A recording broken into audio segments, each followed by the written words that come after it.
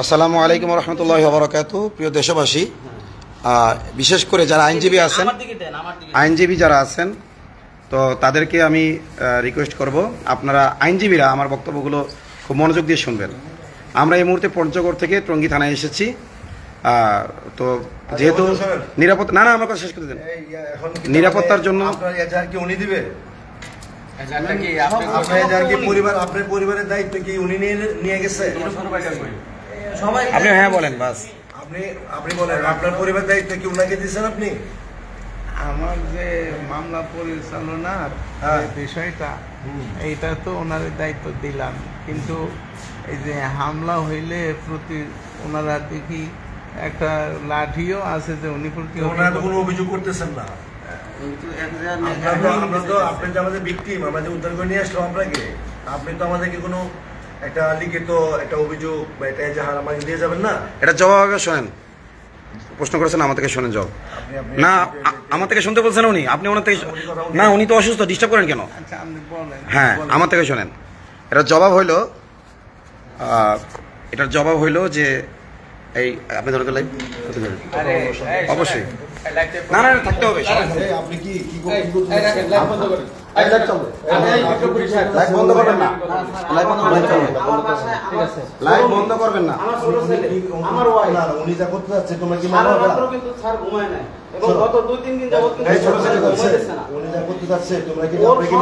ওকে যে টাকা দিয়েছেন সে প্রমাণ আমার কাছে কি বলি, এই ছেলেকে যে টাকা দেওয়া হয়েছে প্রমাণ আমার কাছে ভিডিও আছে। পুলিশ টাকা দিছে, ওকে ওকে পুলিশ টাকা দিছে, সেই ভিডিও আছে, ভিডিও আছে তো আমার কাছে। শুনেন, উনি যেটা করতে চাচ্ছে, আপনারা কি ওনার মতো কি আমার আইনের ঘটনা ডিলে অফ কোর্স কিন্তু আইনের দৃষ্টিকোণ থেকে খারাপ জিনিস। আমরা যত দ্রুত সম্ভব যেভাবে হোক আপনাকে পাওয়া গেছে, আমরা উদ্ধার করে নিয়ে আসছি। উনি সহযোগী বাহার হিসাবে আমাদের সাথে গেছে, বা আপনার কি বলে আপনার বক্তা হিসাবে। উনি এখন কি চাচ্ছে? উনি চাচ্ছে আপনার সমস্ত পরিবারের দায়িত্ব, আপনার নিরাপত্তার দায়িত্ব, মামলার দায়িত্ব উনি নেবেন। উনি এখন বাসায় যাবে, আমাদের একজন আইনজীবী আসবে, আইনজীবীর সাথে পরামর্শ করে যেতে লাগবে।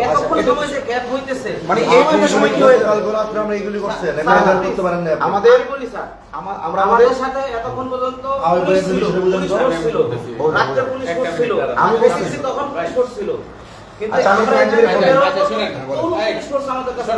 শুনেন, সেটা আমাদের নিরাপত্তা। আমি বলি, যেহেতু উনি দায়িত্ব নিচ্ছেন আব্দুল্লাহ, উনি কি করেন আমি বলি। শুনেন বিক্রমপুরী সাহেব, আপনি আইনজীবী আছে, এলাকায় আইনজীবী আছে, প্রয়োজন বলে আমরা আমাদের ইমাম সাহেবের সিকিউরিটির জন্য যদি দ্রুত একটা মামলা দরকার, অবশ্যই দরকার, আমরা দ্রুতই করব। আমি আপনাকে বলি, উনি নামাজও করতে পারেনি, উনি গোসলও করতে পারেনি, ঠিক আছে, উনি ফ্রেশ হোক। আরে ওনাকে তো দায়িত্ব দিতেছে, ওনাকে তো আসসালামু আলাইকুম। এই যে দেখেন প্লিজ, হাইকোর্টে আসসালামু আলাইকুম।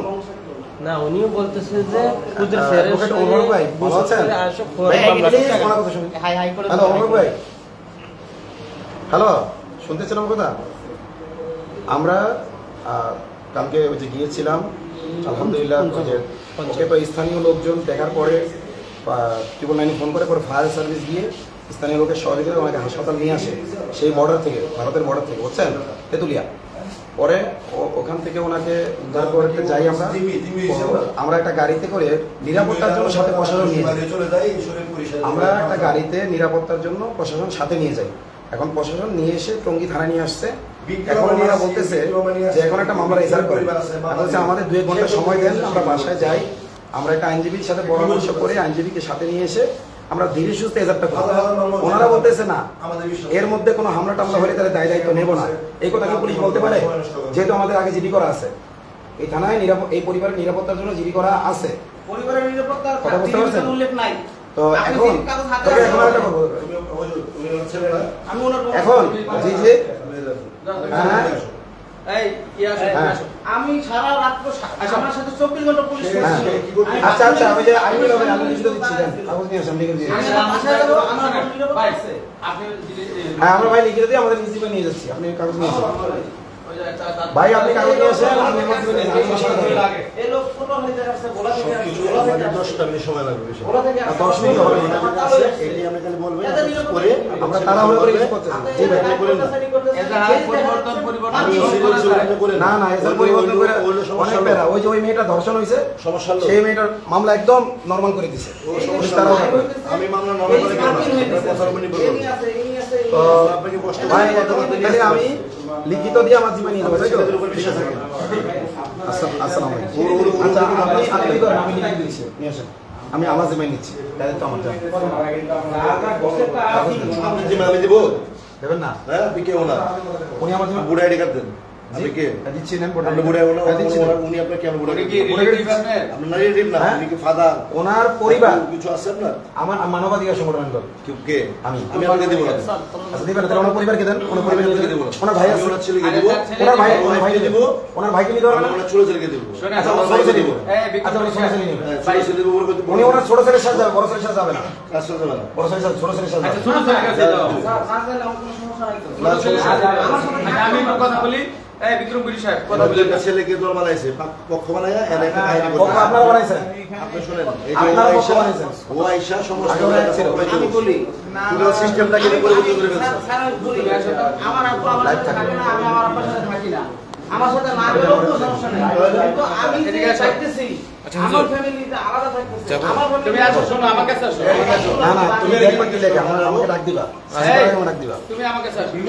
তুমি হেল্প এই যে উনি লাইভ করতেছে, প্রত্যেকটা মানুষের চেহারা আইডেন্টিফাই হয়ে গেছে, এখানে অল্প কয়েকজন মানুষ, সবাই আমার আত্মীয়। আচ্ছা, আচ্ছা, আমার কথা শুনুন। আমার ভাই যেভাবে আমার ভাই এই ধরেন। আমার কথা একটু শুনেন না।